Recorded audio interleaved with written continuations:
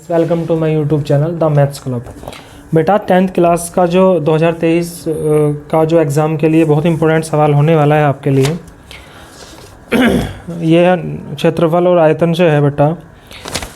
सबसे लास्ट का सवाल है और 6 नंबर में है बेटा। जो यूपीएमएसपी की साइट से जो पेपर डाउनलोड किया हुआ है उसमें ये दिया हुआ है और ये बहुत इंपॉर्टेंट सवाल आपके लिए होने वाला है। क्वेश्चन क्या है? एक गोलाकार कांच के बर्तन की एक बेलन के आकार की गर्दन है। जो गोलाकार कांच के बर्तन एक बेलन के आकार की गर्दन है जिसकी लंबाई 8 सेंटीमीटर और व्यास 2 सेंटीमीटर है, जबकि गोलाकार भाग का व्यास 8.5 सेंटीमीटर। इसमें भरे जा सकने वाले पानी की मात्रा मापकर एक बच्चे ने यह ज्ञात किया और उसने आयतन क्या बताया? इसका 345 बताया उसने।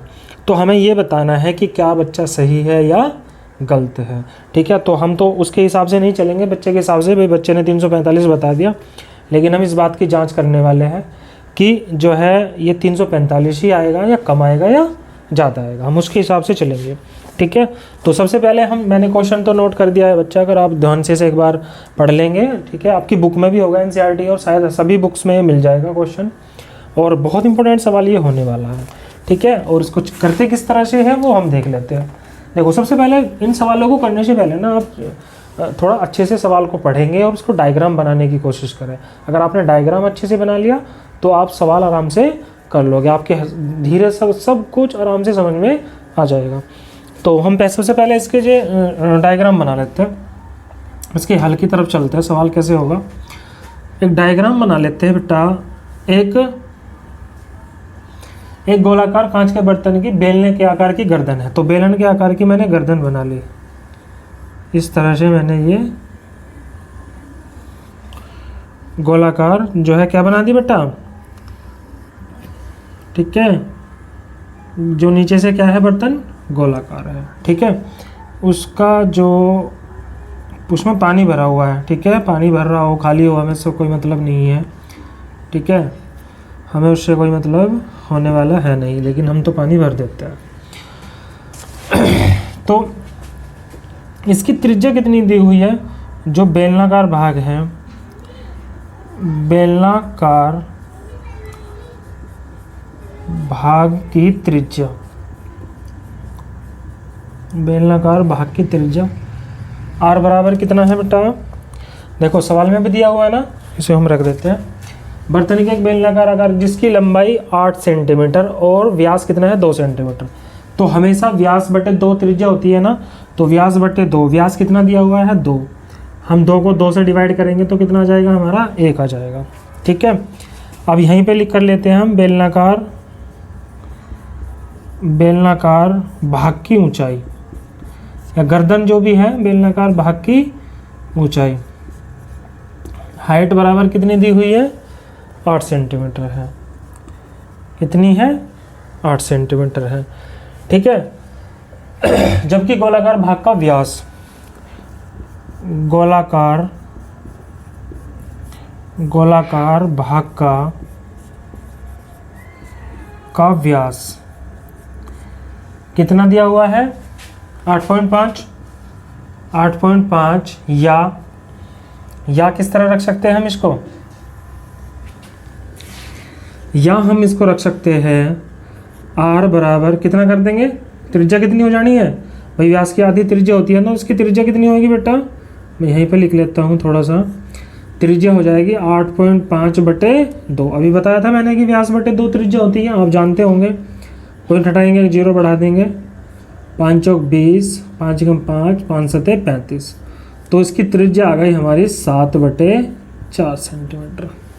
त्रिज्या कितनी आ गई? 17/4 सेंटीमीटर। तो इतना खेल सब कुछ आपको समझ में आ गया होगा। हमने डायग्राम बना लिया है और जो चीज़ें हमें दी हुई है, जो उसने हमें दिया हुआ है, मैंने वो एक जो है सबसे पहले उसी को हमने निकाल लिया। अब हम चलते हैं इसके आयतन की तरफ। आयतन की तरफ आयतन आपको इसमें 2 चीज़ों का लगने वाला है। एक तो गोले का आयतन, आप सब परिचित होंगे, और नहीं भी होगा तो मैं बताने वाला हूँ, और एक बेलन का आयतन। ठीक है, हम दोनों का ले लेते हैं। तो बर्तन का जो हमारा बेलन का जो गोलाकार है और ऊपर से क्या है? बेलनाकार है, तो उसका हम क्या लेते हैं बेटा? आयतन ले लेते हैं। तो बर्तन का आयतन, बर्तन का आयतन। देखो क्या क्या हो जाएगा, एक तो गोले का आयतन, गोले का आयतन प्लस गोले का आयतन, एक तो गोला नीचे से, तो भाई इस गोले का आयतन हो गया है ना, गोले का आयतन हो गया। ऊपर क्या हो जाना है इसमें, ऊपर क्या है इसके, बेलनाकार गर्दन का आयतन, गर्दन का आयतन। और ये फॉर्मूले भी हमें पता होना चाहिए। गोले का आयतन क्या होता है, 4/3 पाई आर की क्यूब। पाई की वैल्यू यहाँ पे आप क्या रख लेंगे, पाई की वैल्यू आप 3.14 रख लेंगे। क्या रख लेंगे, 3.14 रख लेंगे। और बेलनाकार भाग का आयतन क्या होता है, पाई आर स्क्वायर एच, ये होता है। ठीक है, कैलकुलेशन की तरफ चलते हैं। एक काम कर लो, पाई तो दोनों में कॉमन है ना, इसको कॉमन को आप बाहर रख लो, पाई आप बाहर ले आएंगे। अब यहाँ रखेंगे 4/3 मल्टीप्लाई आर कितना है, देखो ये निकल ली थी ना मैंने, गोले की त्रिज्या कितनी है, गोले की त्रिज्या 17/4 और ये 3 टाइम्स है बेटा, यानी कि 3 बार हमें लिखनी है 17/4 और 17/4। ठीक है, प्लस पाई यहाँ से बाहर गया। अब हम बात करेंगे किसकी, बेलनाकार भाग की। और बेलनाकार भाग की त्रिज्या कितनी है, बेलनाकार भाग की त्रिज्या देखो ये कितनी है, यहाँ पे 1 सेंटीमीटर, तो मैं यहाँ पे 1 सेंटीमीटर लिख देता हूँ। और गुना 1, क्योंकि स्क्वायर है तो 2 बार इसे लिख लेंगे। और h कितना है इसका, भाई यहाँ देखो ये रहा बेलनाकार भाग की ऊंचाई कितनी है 8, तो 8 हो जाएगी। पाई 4 से 4 कैंसिल हो जाना है, तो 4 चौक 16 × 48, तो नीचे तो 48 आ जाना है। और 17 की 17 में 17 3 बार, हम 17 की 3 बार करेंगे गुना, 17 × 17 × 17 तो कितना हो जाएगा, हम थोड़ा जल्दी जल्दी से कर लेते हैं इसे भाई, 17 × 17 × 17 तो कितना हो जाएगा 4913, ये हो जाएगा 4913 प्लस 8 ही कम 8, इसके नीचे 1 मानेंगे, इसकी क्रॉस मल्टीप्लाई करेंगे तो क्या हो जाना है, और ये भी रख लेते हैं हम 3.14 गुना, इसकी गुना यहाँ पे करेंगे 13, ठीक है। 48 की गुना इसमें करेंगे 8 × 64 का, 4 का, 8 चौक 32 और 6 38, 32 और 6 कितना हो जाएगा मेरे बच्चा, ये हो जाएगा 38, 8 छंग 8 × 64 सॉरी 4, 8 × 64 तो कितना आ जाएगा, ये 384 हमारा निकल के आ जाएगा, 384 हमारा निकल के आ जाएगा। और अपॉन कितना, ये वाला 48 तो जो तो रहेगा ना, इसकी गुना ऐसे, किसकी गुना ऐसे कर दो तो ये 48 हो जाएगा।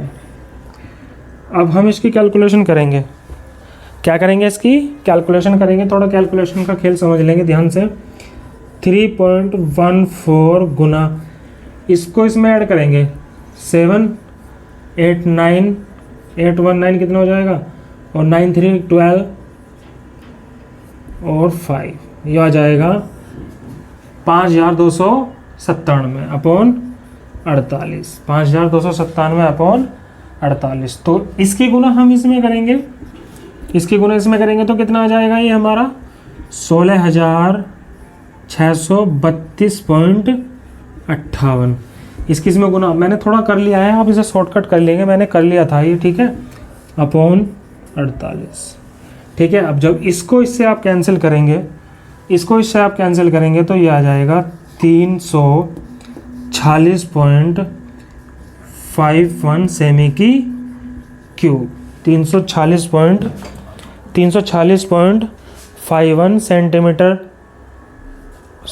सेंटीमीटर की क्यूब।